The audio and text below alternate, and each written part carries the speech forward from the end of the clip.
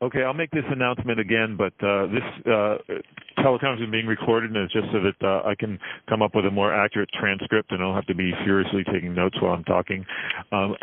Also, there is the update for the Outlook appointment that I made had a Skype link into it, and there's only a couple people on that have joined that, but you might want to do that now. If you look to your inbox, or if you accepted it, it will be on your calendar. Okay, all of a sudden we get more people. We're up to 7 already. And I'm going to put on something more interesting here. We'll go over here. Okay. So, yeah, Dan, I think it's 1 o'clock. Do you want me to do roll and see where we are? Yeah, go ahead, Peter. Where you got everything on that end? Okay. What I'll do is I'll just read the name of the state, and then if you're from that state, tell me that you're here and give your name. And if you're sitting around in a conference room and you've got more than one person, just let us know, everybody that's in the room. So first of all, Alaska. Yes, Lonnie Stanky. All right, Lonnie. California? Dan Johnson. Okay. Washington? Yeah, Linnell Kneehans. Hi, Linnell. Oregon? This is Bill Cronin. Hi, Bill. Idaho. Oh, I know Dan's here. Sorry. Anyone else, Thanks. Dan? Nope, just me. Okay. Montana. Wyoming? Lynn Cornea. Hello, Lynn. Colorado? Brady McElroy.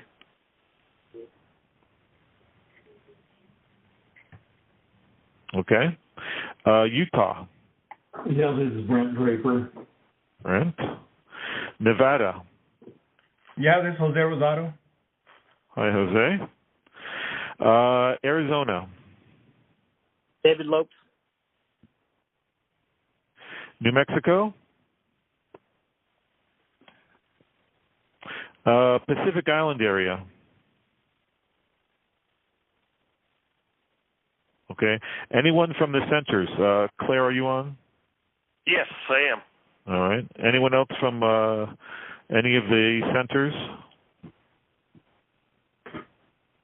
All right. And has Kevin Hutzel from Nebraska joined us?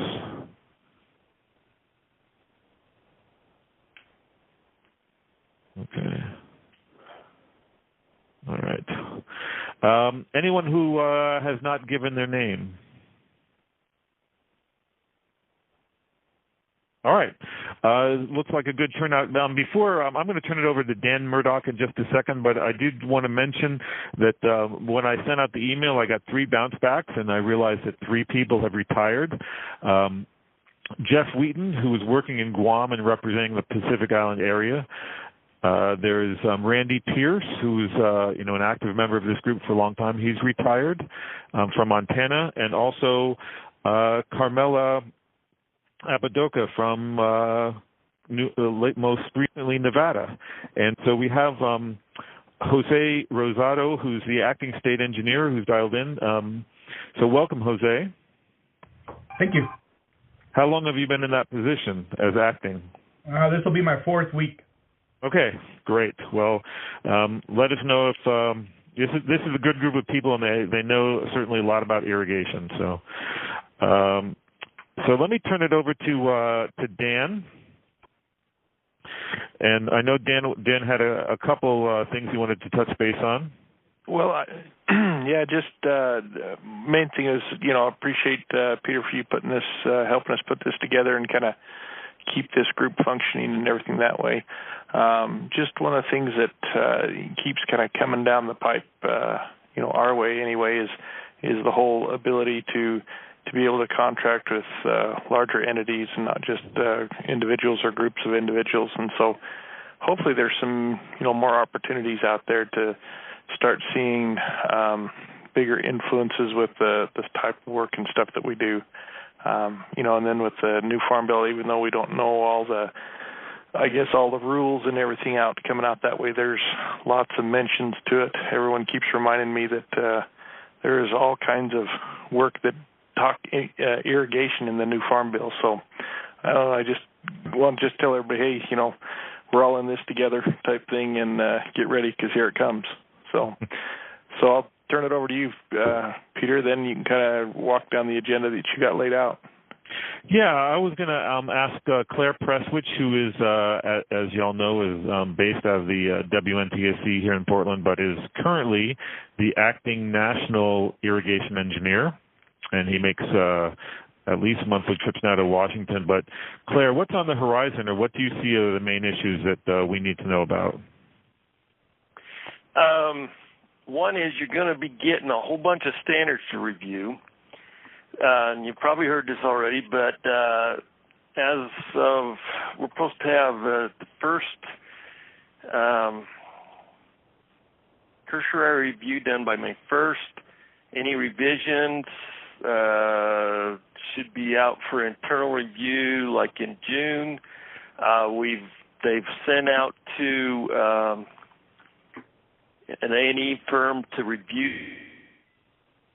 review on quite a few of the standards, and those will be done about the middle of June. And anyway, so you're going to be seeing some workload there. Of course, payment schedules, the CSP, they're revamping the CSP, so if you've seen them on the payment schedules and they're not there anymore, all that's supposed to be done in June 2, where they're going to consolidate and make it simpler and more streamlined, is the word they're using. So I don't know exactly what that means, except it'll be a lot of work for somebody. Let's see, anything else that's happened down the line? I think that's about it. I'll just get myself in trouble if I say anything more. So. And I did want to mention that one of the things that was in the Farm Bill, which passed in December of last year, was a request, and when Congress says it, it's really more than a request, but a request to review all the practice standards, and I think there's 167 of them. So what the agency has done is divided them up into high, medium, and low priorities. All of them are going to be reviewed, but there are something on the order of 17 high priority ones which they want a thorough review. And the one that's concerning us, when I say concerning, it's the one that concerns water management engineering and irrigation engineering, is the Irrigation Water Management Practice Standard. That's a high priority one. So the agency is going to conduct a really, hopefully, a thorough review of the IWM practice standard. And I was hoping that we could maybe have a brief discussion, not at this moment, during this teleconference, but not right at this point. But if you have any thoughts about IWM practice standard, just jot a note to yourself, and we'll bring it up again in about 10 or 15 minutes. So, anything else, Claire? No. Okay. Kevin from Nebraska, have you joined us?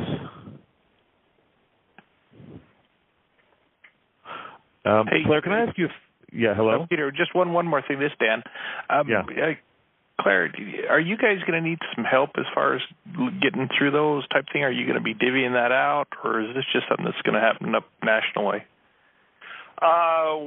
They're going to come all out for you guys to review. We're doing the first initial push, but they're coming out for internal reviews. And if you guys have lots of time on your hands, I'm sure Peter and I would be happy to give you a standard to work on. In fact, I take as many as you want. The WMEs, the water management guys, have more than anybody else. So, and some of the ones we're looking at, some major ones. Peter mentioned IWM, but there's also the sprinkler and the drip ones. So if you have any problems with the ones you currently have, or you see some need somewhere or something that can be improved, by all means, let us know now. Peter has got the drip one and the IWM one, and Kelly Scott has the sprinkler one. And so and Peter's also got pipeline one. So yeah. If you have some concerns or suggestions or anything, by all means, give it to us pronto.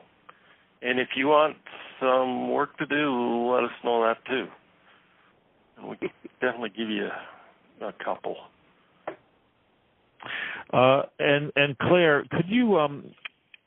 could you give Kevin Hutzel a quick call? I talked to him this morning, and everything seemed okay. I'm sure he got pulled away, but just check to make sure he got the time right. Okay, let me. Okay. Yeah, Thanks. he probably dialed in at his time. Yeah, could be. So let's move on to California, and you all probably know or at least have heard of Dan Johnson. Dan Johnson is a longtime state irrigation engineer, and congratulations, Dan, on your retirement, and also congratulations on your return as, I think you're an ACES employee now. Yeah, that's right. All right. Well, so congratulations times two, I guess. That's great. Yeah. Sorry to see you go, and happy to have you back. Well, it's fun to be back. Yeah, I hate to give some of the job up. There's a lot of headaches with being in that position, say water management engineer, or anybody that's on current staff. As we're hearing, everybody's busy and crazy busy. And one of the sad things about that is there are things that we think are important, we like to do, but don't have time to do it. And that's why I feel lucky that with the ACES program that I'm able to come back and work on something I think is important. So it's working out well. Great. Working out well. Well, I had asked Dan to talk a little bit about irrigation water management in California. And part of this is because Dan sent me an IWM document, which I thought was really well done. It's it's a substantial document, about 50 pages long, on what I think are the practical things about doing IWM out in the field of, how do you interpret the data, and this is particularly for soil moisture measurement when you do that, although it covers different types of IWM, but one of the things that I think we were kind of lacking is with the soil moisture monitoring, what is it that you really need to know that you're not going to find in the user manual?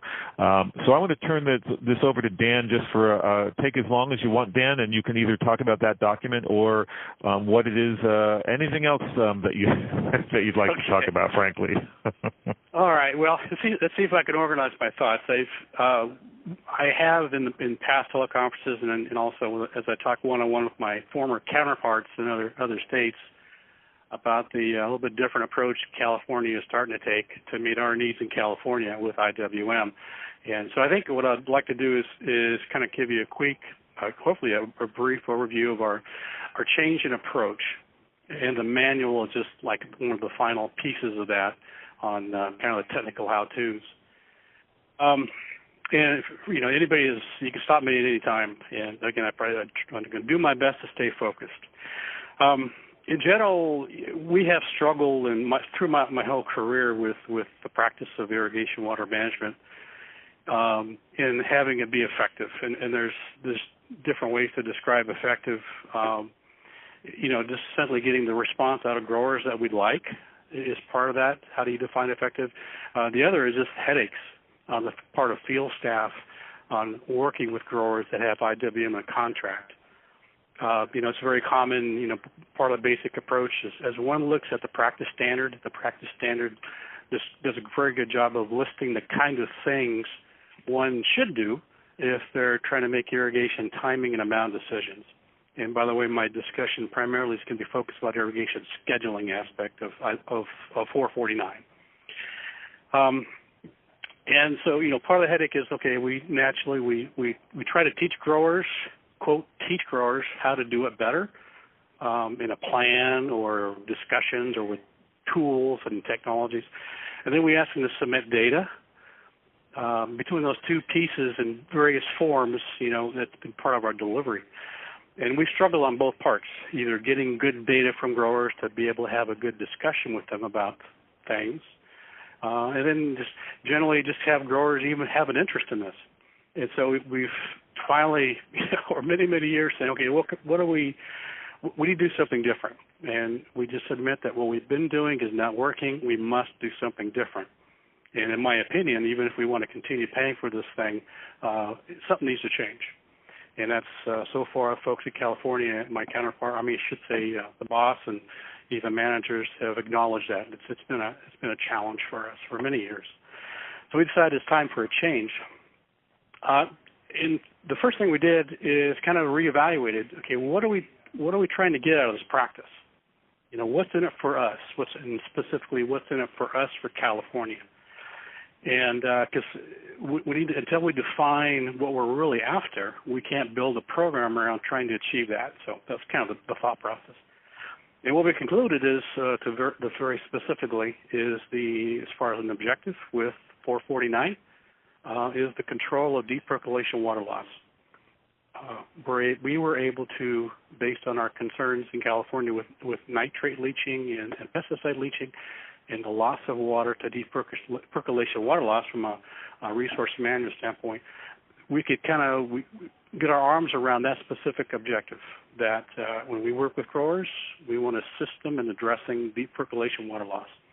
That was a starting point, and that's we realized that the purpose may be different in other states, but by and large, 80-90% of our interest with IW in California is controlling deep percolation water loss. I didn't say eliminate, I said control, so it's an important point. So we have focus. So with that first step out of the way, we start thinking about, okay, what does it take to influence producers? And again, thinking about our own experience with our growers in California. And I did a lot of research. I researched equivalent kind of questions and issues, and with research that's been done in Australia, Israel, and other parts of the U.S. on grower receptiveness to irrigation improvements, technology, sensors, using ET data, all that kind of stuff. And really what we concluded is that, generally speaking, or I should say, a lot of growers don't respond well when you say, here's how to do it better. And that's especially a problem if they specifically have not asked the question on how to do it better, which is very common for us. Growers tend to have mixed interests when they come in to get their irrigation system, and we say, oh, by the way, you need to or should have this thing called IWM in your contract also. So if they haven't asked a question, it's hard to have them accept instructions or a plan on how to do it better. So we do is to change our approach from, again, telling them how to irrigate better to enable them to assess how they are currently irrigating. And so the driving point behind that is general nature that people tend to respond, especially business people, when they've identified they have a problem to solve. And so if we can focus on that part of this, on an approach that bases on problem solving, we're more apt to get their interest and actually continue to look for problems in how they make irrigation decisions. And therefore, they're more apt to actually make change if they see a problem. So there comes in our tool, the way to get feedback to growers with the irrigation systems. And that's where soil water status graphs, as we're calling them, come into play. I think probably everybody on this line have seen, Watermark or other soil moisture sensor products, and one of their outputs is a graph, soil water status, how wet, how dry. So it's as simple as that. And because the graphs provide feedback on essentially where did the water go, their last irrigation go, and then the graph also shows the water destination. I should say, where I went in the profile, and the impact of not only their amount but also the frequency or how often they irrigated. Those are all self-evident in the graph. So part of the graph not only is the status line, how the line goes up and down and wet and dry, but also very important, which many times are missing these days with some of these sensor manufacturers and distributors, is to have explicit thresholds on there. And the first one, very, very important to us, is the field capacity. We want the growers to know and see for themselves when they've exceeded field capacity for the root zone, because hence exceeding field capacity is by definition, deep percolation if it occurs below the bottom of the root zone. So the other threshold, of course, that growers are always interested is avoiding stress. So what's the allowable dryness? How dry can they let the root zone get? Because certainly they're interested in that. So, and that's it. Well, I should say, in addition to that, we have irrigation event data. So growers can readily see in one tool the decisions they made on when they irrigated and how much, and relate that back to, okay, where did the line go in response to that? So just a very basic, it's maybe a new thinking of the use of those graphs or those tools, but we think it serves as a foundation to encourage growers to, they are naturally problem solvers because they're business people. So if we can initially have them identify that they're interested in seeing how effective their irrigation was, then we think we've got them and say, well, here's a tool to enable you to do that. So we focused all of our IWM delivery in California now we provide financial assistance for them to develop real-time soil water status graphs, and that's it. We don't ask for data.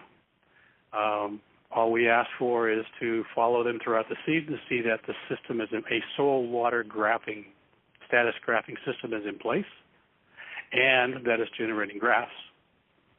And then it's simply a matter of visiting with them and with, looking over their shoulder or us looking over our shoulders as we look at their graphs. It's, problems are self-evident. There's no quote interpretations. There's, it's very black and white in regards to, okay, did you or did you not exceed field capacity? And with that, we don't attempt at this point to say, okay, you must keep your soil water status between the lines. First of all, that gets challenged. We don't want to make that statement with them because it's obvious when the growers look at it, they're going to be able to see it.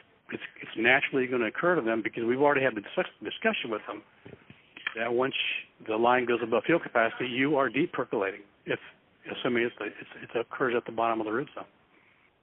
So that makes the conversation much easier. It's an easier takeoff point for the next logical discussion with the growers. Okay, therefore, what might you do about it? How can you fit a change into your current farming operation? That type of thing. So again, we made that approach a little over a year ago, or that change to EQIP in California. Everybody must generate a graph. So we've had a little over a year of experiencing that, and we're getting some feedback from the field. But again, a lot of time change takes time. But generally, at the top of the field staff, they like it in regards to having the ability to have something in front of them to have a rational conversation with the grower about. And it's much more cut and dried. It's black and white on what is expected of the grower and what the grower has to produce. So that's the kind of the programmatic side. On the technical side, as Peter mentioned, we knew there were a lot of, once you get into the details of saying, okay, how do you build these graphs? What's the methods? What's the technology to build them? How do you use soil moisture sensors? There's a lot of sensors out there. There's a lot of questions, and there's a lot of different uses for soil moisture sensors. And it's so many that it's confusing. And I remember having a teleconference that you set up with us, Peter, last year before, with Steve Evett. And I think what a lot of us concluded after that little training session, that webinar he gave us, is that, I'm not really sure how to use these sensors. Spatial variability, differences, having to calibrate the soils and that type of thing. And there was a lot of questions about, well, therefore, what do we do next? So I felt we needed to come up with something. And so part of those questions are answered in this, like we'll call it a manual, but also recognizing that it's not just the use of soil moisture sensors to be able to track soil water status, is that you can use climate data also. A lot of folks are familiar with Troy Peters' tool in Washington State, where you use ET data and a volume balance or a water balance in the root zone to arrive at soil water status. And I know K-State and other universities have done it too. It's a new concept that isn't broadly accepted, or I should say acknowledged by a lot of universities and so forth. But it takes ET data and puts it in the form of a way we think may be most effective of having growers assess what's happening in the root zone. So the last bit is I have to suggest or talk about is we're trying prepare our technical service providers in providing these services to growers through agreements, and just to be able to fill that technical side of that we haven't had time in the field or as much as we like to. So that's it. I'll just leave that quick summary out, and if anybody has any questions, I'd be glad to describe them, talk about them. Great. Any comments or questions for Dan? I did have a question, actually, not to Dan, but to Brady in Colorado, because Dan just mentioned the online irrigation scheduling tool that Troy Peters from the Washington State University has developed. And I know that Colorado has got, I think they're calling it WISE now. It's an online software. Brady, are people in Colorado, I guess specifically NRCS people, are they encouraging farmers to use that, or yeah? Yeah, we're encouraging it. I don't know how widespread the adoption of it is yet. Yeah. But yeah, we are encouraging that. It's a nifty tool. It ties into our state meteorological network, and they set up their initial farm on a GIS kind of interface on a laptop or desktop computer, and then after that they can do all their data entry off a cell phone app. So it's about as painless a way of keeping your records as they could come up with. But we're encouraging it, but I'm not sure how widespread the adoption is. So sure. All right. We're kind of fragmented. It seems every state has its own version of this. So right. I think that's the advantage of the Washington State tool is Troy, Dr. Peters has been very successful in adding different weather ET networks. So I couldn't tell you off the top of my head how many states are covered, but it's more than 10 at this point. And the downside I saw of the Colorado tool, although I think it's really great, is you're not going to be able to use it outside of Colorado. Right, and then even if you're far enough away from our network of stations, it may have limited application for you too. Yeah. Any other questions for Dan? Hey, Peter, this is Kevin Hutzel of Nebraska. Hi, Kevin. How are you? Doing well. I'm sorry. I was working on the national cost data stuff for the PFA tool and got so engrossed with the numbers I blew right past 3 o'clock our time. So sorry about joining late. Right. Yeah, no, it's no problem, but I'm glad you're here. Kevin, I'm going to be turning it over to you in just a minute or three. We're wrapping up this discussion we have with IWM in California. Dan, just to make you feel a little bit, this is to Dan Johnson, to make you feel a little bit old, those webinars that Dr. Steve Evett did, those were over 3 years ago. Get out of here. No, I know, it's crazy. It's like, really, it's just like time flies. But but if you missed those webinars, there's two things I want to say. First of all, there were two of them. The first one was about the technology behind these soil moisture sensors. And as a background, Dr. Steve Evett works for the Agricultural Research Service. I don't want to exaggerate, but he's definitely in the top 5 worldwide for soil moisture monitoring, and maybe the top guy. I don't know. I mean, he's like, I know of no one and literally in the world who knows more about soil moisture measuring devices than Steve does. But he put on two. The first one was the technology, and the second one was about how to use that technology. I will send out a link they're both up on YouTube, both of the webinars, and then I put together a transcript for each one. So if you're interested, for example, about the TDRs or the capacitance probes, you don't have to watch the whole thing. You can just scroll to that section, read the text as Steve has it, and if you want to listen to Steve give that presentation or that part of the presentation with the slides, you can just click a link there. And frankly, I go back all the time because I forget how the time domain reflectometry is supposed to work. So I review that. I'm reviewing it this week for a training I'm giving in 2 weeks. So I will send out the link to everybody on my email list, everybody on this phone call. If you don't get that link or something in the next day or three, drop me a line and I'll get it to you. And the final question I have for Dan Johnson is this IWM manual, when do you expect to have it finalized? We have it out in the state right now, and then so I'm hoping within a month. Okay. To be realistically, I like to All right. before that, because we need to get it out in the field here. Yeah. But I mean, as far as to have something, what you call finalized, it'd probably be a month. Okay. Well, when it is done, send me a copy, and I'll make sure that people have access on this phone call, have access to it. Because as I said, I thought it was a really helpful tool that covers stuff that you don't usually see in IWM manuals. So. Okay. Yeah. So if anybody's interested, to contact me directly and want to hear more about it, I'll send drafts out. Even if it wants it, I won't burden it right now with distribution, but I'm not afraid to send out a draft just to let people see. There's some very, if nothing else, interested concepts in there.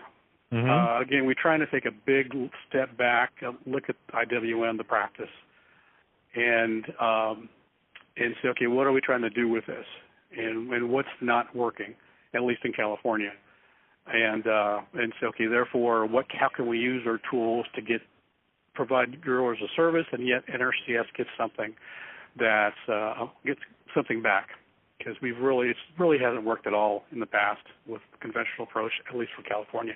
Mm-hmm. So we make some bold statements. For example, I mentioned Steve Evett and the challenges with spatial variability and trying to do volumetric water content as a basis for irrigation scheduling. And we just decided we're not going to even try. We're just going to use whatever the sensor says as a non-value, just essentially watch relative change with time and see how it changes relative to irrigation events, and then just make relative changes to the irrigation schedule, as opposed to trying to total up and say so many inches of water is in the soil at this time. So Dan?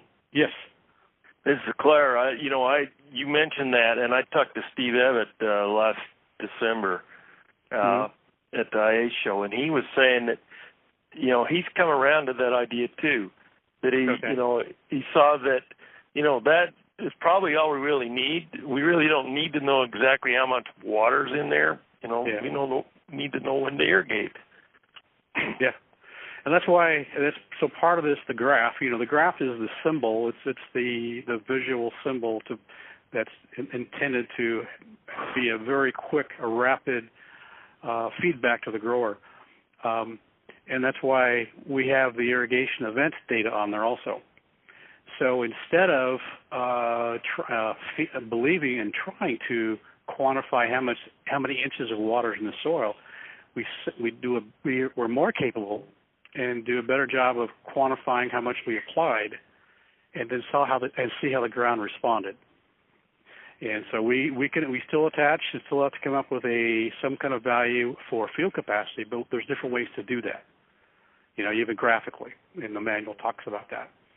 So we use the good irrigation application data with flow meters and those kinds of things to address the amount side, and not try to have the sensor. So again, the sensor is just in whatever units, whether it be centibars, scale frequency units, or percent by volume. We just treat it as we don't take those literally. We just watch the graph go up and down. And then, so it's kind of more of a trial and error basis of having feedback to the growers. And well, this time, the scale frequencies curve went over the field capacity line. Next, looks like I'm going to cut my next run time down by 25%. And growers are good at that kind of thing. They do it all the time. So this is just a way to provide some more actual data in the form of a graph for them to respond to. So the balls in their court, they can fit their change into the current irrigation operation, and constraints in the field with having to get in there for a tillage operation or something. So they can watch the graph and see how things, and they don't want to take risks about delaying an irrigation or accelerating an irrigation. So this is kind of a social side of feedback and decision making, as opposed to academically telling them, okay, irrigate when you depleted 3 inches of water. Yeah. So we'll see. Yeah. So and again, anybody, if you're interested in some of the details or talking about it more, let me know. All right. Terrific. Well, thanks very much, Dan. You're welcome. I'm going to turn this over now to Kevin Hutzel. Just as a brief introduction, Kevin Hutzel is a state irrigation engineer for NRCS in the state of Nebraska, and he there is some interesting things and interesting technology that I was not aware of, and that's some of the consultants and small businesses in Nebraska are starting to push. If you have the Skype meeting open, you should be looking at this SharePoint page on plant monitoring. It probably should be I guess it's called plant monitoring, which is one of the 3 acceptable methods of irrigation water management in our practice standard. And I'm going to Kevin, I also have up that PhyTech one-pager, which I'm going to put up right now. But I will send out the link to this. This particular plant monitoring page, there's 4 companies that I'm aware of that are doing some of this plant monitoring. 2 of them are actually kind of don't actually have products out yet, but they have websites. But one of them is PhyTech. One of the ones that does have a product is PhyTech. And I'm going to, there it is. So, Kevin, I'll turn the floor over to you. And whatever you want to talk about, frankly, what's going on in Nebraska? Well, thanks, Peter. Hi, everyone. As Peter said, I'm Kevin Hutzel, state irrigation engineer here in Nebraska, and Peter asked me to come on to discuss some of the things we got going on here in Nebraska. And sorry for joining late, as I said, but I did join early enough to listen to, I think, all of Dan's discussion about things going on in California.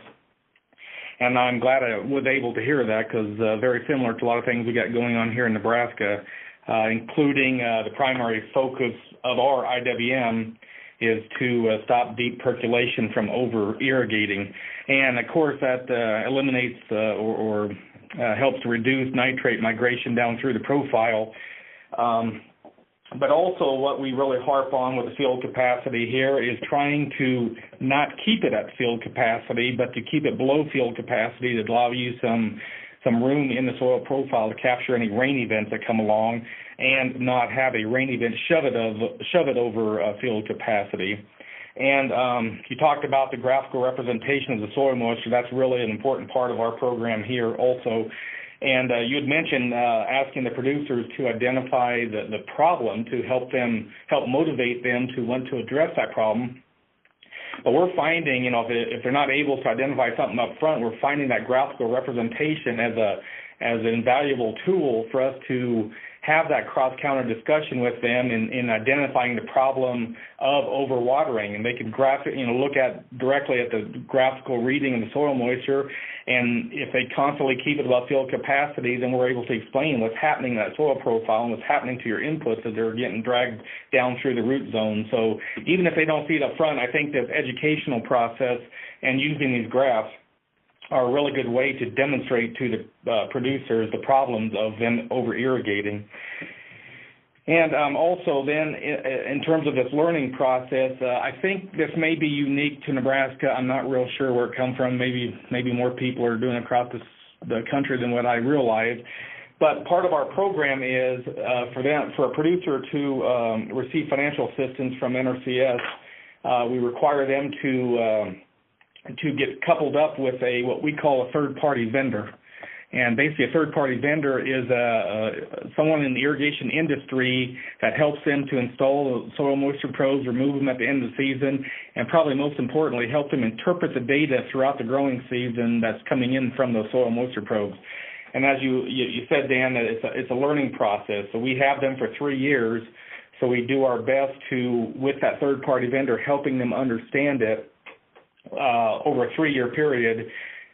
We would hope that then when they stop receiving financial assistance from the government, that they'll see the benefit of IWM and continue on even beyond the payments coming from the government. That's not always the case. And as you said, you struggle with getting correct documentation from producers, and so do we. But we kind of take the approach as, well, the first year, it's a learning process, so it may not be perfect, but they'll learn in the first year. But we certainly do expect in the second year that it's better than the first, because you start applying the stuff you learned, and then hopefully in the third it's as close to spot on as you can get, and then we launch them on their way, and a success story would be that they continue on without payments from the government. But what Peter threw up there is Phytech, and I've been working, they're not local, they're out of Israel, I know, but about a year or two ago, they approached me to see if I'd come, if I'd listen to what they have to offer, and of course I would. So they kind of gave me the 1,000-foot view of what their program entails. And the bottom line of it is that little crop monitoring device they stick on the stalk of a corn stalk. Peter, by the way, did you look up what the technical term is for that? The dendrometer? There you go. I didn't realize that was what that was called, but anyway, yeah. That's what they use. And then they, depending on the stalk response, they use computer algorithms then to provide irrigation scheduling results. And that color code system, like dark green is do not irrigate because you're pretty full, light green is the kind of sweet spot, and then orange means you better start firing up the pivot because we're getting close, and red means you better have it going right now. My feedback to them was, well, our entire program is centered around soil moisture monitoring, and they had one moisture probe in there kind of as a check and balance, I guess, but it only went down to, I think, the 12-inch range. And our programs are totally centered around soil moisture monitoring, and we require 3 different depths across the root zone for that soil moisture monitoring. So they weren't eligible for our program. So what you have up here on the screen is their response to that. So for NRCS to become eligible, they're still using their crop response model, but they're throwing in those 3 depths at one location monitoring moisture. So that makes them eligible for the program, but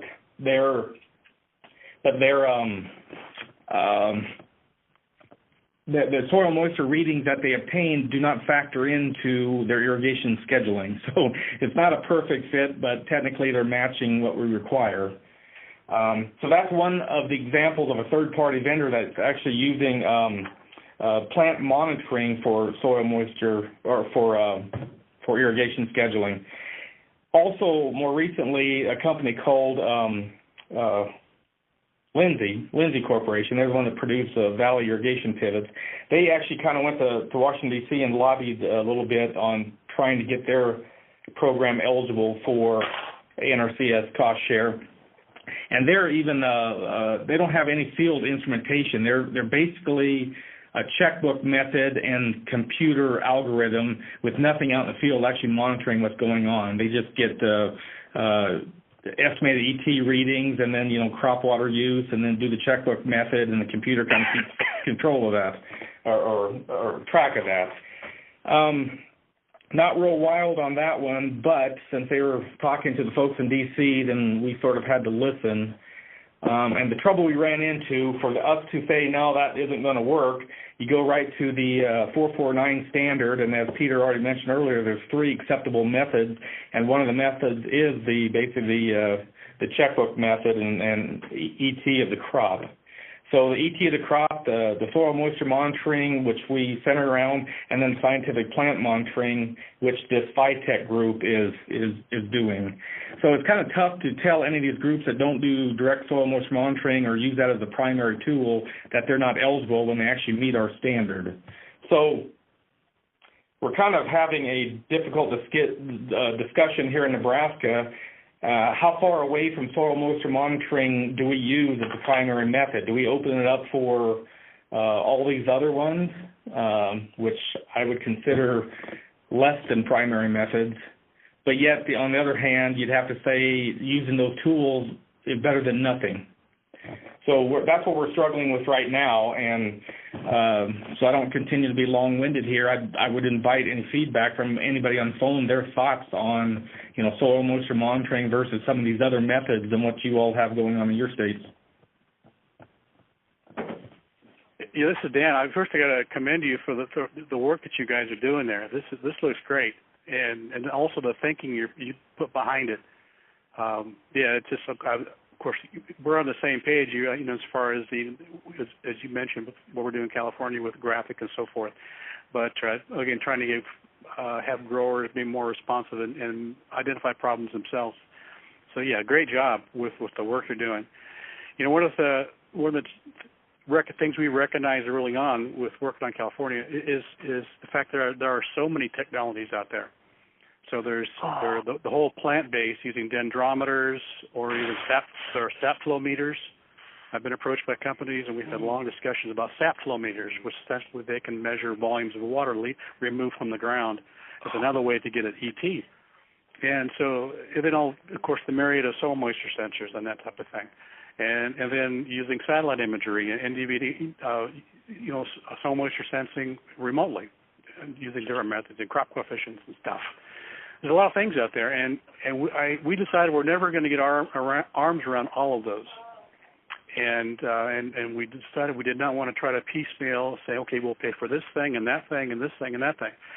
That we backed off to say, okay, you know what? That's why we're going to focus on just soil water status, and you can take that money, Mr. or Ms. Producer, and use whatever technology you'd like, or a combination of technologies. And in fact, we encourage you. There's some great technologies out there, but the end result is the way we're going to track it is through how the soil moisture has changed, and so in response to your question, that's how we look at that. That's how we address the challenge of having so many technologies out there. So you have all these technologies out there, but you've chosen in California just to continue to focus on soil moisture monitoring for financial assistance, and that's it. See, that's where the difference is. See, when we don't call it soil moisture monitoring. Okay. We call it soil water status. So again, if a grower chooses to use plant-based, and if they convince us that the plant-based is good, they can. And so everything has to go back to either measured directly using soil moisture sensors, or and I spend specifically trends in soil water moisture change. Again, not volumetric, or they may use a water balance or a water budget approach, such as again what Washington State's using, Colorado's WISE, Kansas State. Kansas State, they have tools where you can graph soil water status using ET data. So if a company were to come to us and say, hey, we can use this sap flow meter, and we can tell you how much water is being removed out of the soil, and therefore you can do a water balance that's displayed in a soil water status display, then that's fine. So it's not that we are just promoting and just accepting soil moisture sensors. It just so happens that tends to be the most common in regards to graphs. But we're saying we're backing far from there and saying use whatever technology you'd like to use that either directly or indirectly you can map how the change in soil water over time. Yeah, I appreciate that approach, and that's interesting because when when these questions started coming down from the state office to me or state conservationists about, what's our program all about and what's our constraints and so forth, I explained that we're all centered around the soil moisture reading, and the question was asked, well, do we have any EQIP provisions for, non-soil moisture reading? I said I have to check. Well, then I go in the PSA tool and start reading the different scenarios that are available, and what I remember, it's been a little while since I read through them, but what I remember is the language in all these scenarios were pretty much directly talking about reading soil moisture, and also the estimates associated with those scenarios all included a line item for a soil moisture probe. So I kind of felt a little box in the corner there about, well, we don't even have scenarios that would allow for anything other than direct soil moisture monitoring. So this kind of what started this discussion with Peter and Claire then about, national scenarios for, plant monitoring or ET checkbook method. Right, and it's easy for me to say because I no longer work for the government. But even when I was here, we want the scenarios shouldn't drive us, in our opinion. The scenarios are somebody's at the time's best idea of how do we fit technology, the tech guide and practice standard, have it fit a national payment process. And it's imperfect, and I think Claire and Peter will acknowledge it. It's an imperfect system, and it's a headache at times.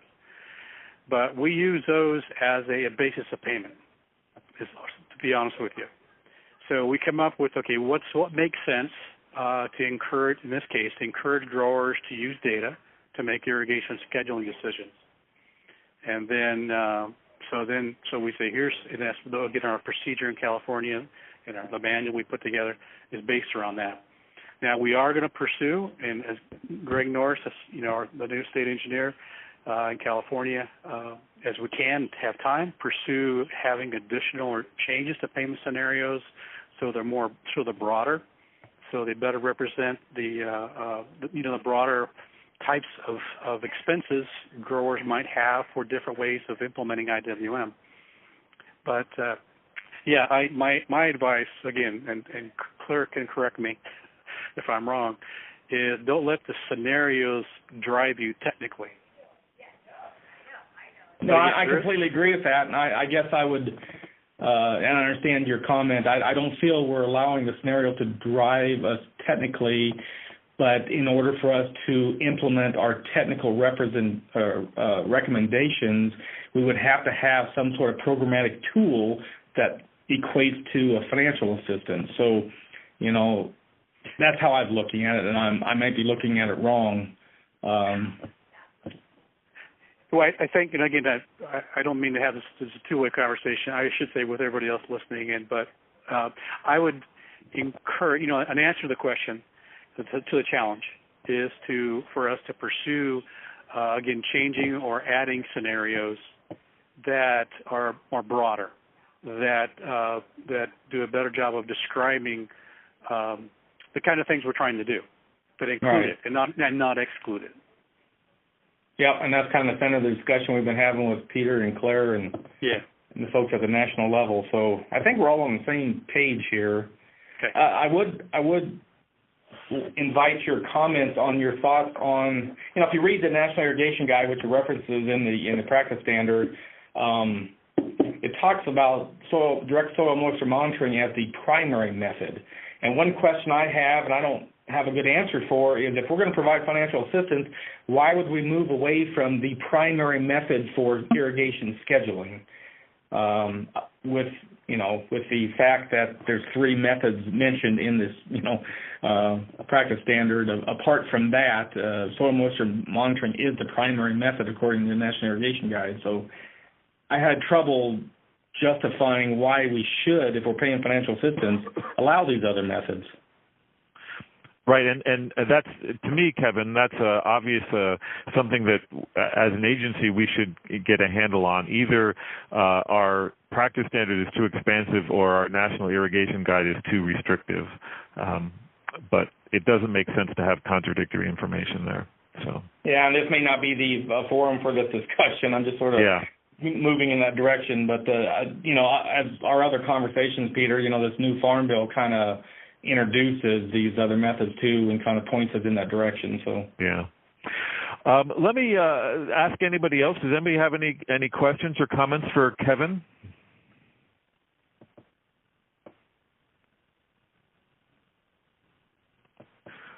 All right. Dan, let me. Did you have any other agenda items? Because we're already we're about 5 minutes away from the top of the hour. No, I don't. That's just nope. Okay. Does anyone else have anything they want to bring up? I did have one thing that I want to bring up, which is Troy Peters has, and again, if you don't know Dr. Peters, he is a extension professor, I'm going to say, at the Washington State University, he is based out of Prosser, which is where they have an experimental farm, the Washington State University does. He does a lot of interesting work with irrigation. He came up with this, he wrote the tool, the online irrigation scheduling tool. He took the Fortran code for CPED and put it into an Excel file, which is an enormous help to the agency. He's working on Lisa. Anyway, he's invited us as a group to Prosser, Washington, kind of an open invitation. My first instinct is to really jump at that opportunity, and my second instinct is to say, "Oh God, we got to get a meeting approval." But I do want everybody to keep that in mind, because it's going to be coming across your desk again. And the one advantage of having it in Prosser is a lot of people on this teleconference.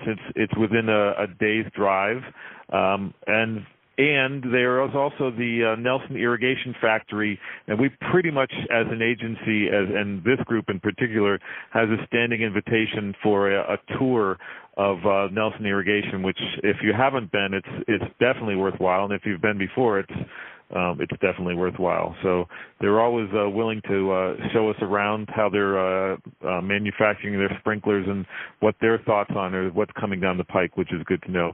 So we need to get this meeting approval situation straightened out before we can get it done. And obviously you're going to have to get permission from your supervisor, and your state's going to have some money to send you to Prosser probably for 2 days. But just try to get your head around that and think about that, so that when you hear more information from us, that it doesn't take you by surprise. So that's all I had, Dan. If you don't have anything else, I think we can call it a meeting. Yeah. Just another thing too, if we get this worked out, or what, once you want to fly into Boise, we can all ride up together too. Okay. Yeah. Do you know how far it is from Prosser to Boise? Nope. Okay. A couple hours, 3-4 hours. Yeah. Yeah. Yeah, about 3 hours. Okay, that's not and there's also, do you know how far Spokane is, Claire, from Prosser? About 2 hours. Yeah, and there is a Walla Walla airport that usually those small airports get pretty pricey, but Spokane's a big enough airport. I'm not sure it's too expensive.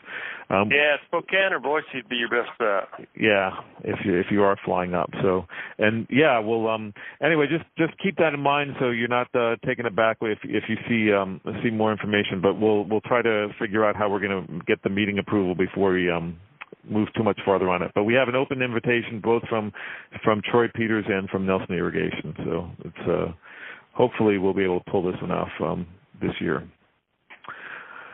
All right. That's it for me, Dan. Okay. We appreciate everybody participating with us, and that's all we got. So. All right. All right. Have a great day, everybody. All right. Goodbye. See y'all.